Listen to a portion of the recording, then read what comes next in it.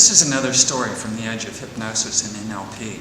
My client came to me because she'd had an affair and she was having trouble getting over it. She had met the fellow at a family vacation home.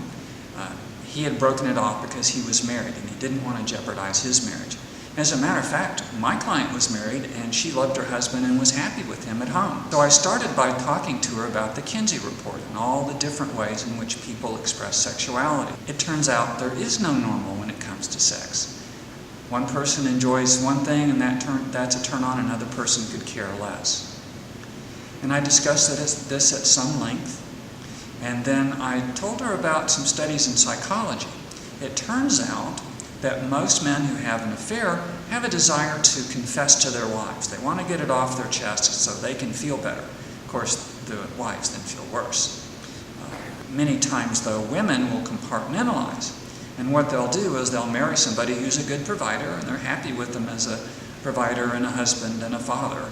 However, this person doesn't provide everything that they really want in the relationship. So they'll go find someone else. They'll have an affair. They'll maybe with one of the bad boys, which really turn them on sexually. And it's fine with the woman. She doesn't feel any need to confess or any particular guilt because she's just taking care of herself. And I mentioned to my client that she kept using that word, that phrase about herself, that she was a bad person. She was a bad person. She was a bad person. She goes, yeah.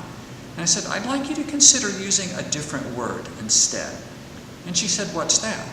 I said, unconventional. Well, she just lit up. And I saw her a week or so later, and she came back and told me that she had decided that she really didn't want to get back with the fellow from the vacation home, and then she could be just friends with the man and not have to get physically intimate with him to get what she really wanted. And her whole demeanor had changed. She was a lot more relaxed. She felt a lot more about herself. And all it really took was that one word, unconventional. And this has been another story from the edge of hypnosis and NLP.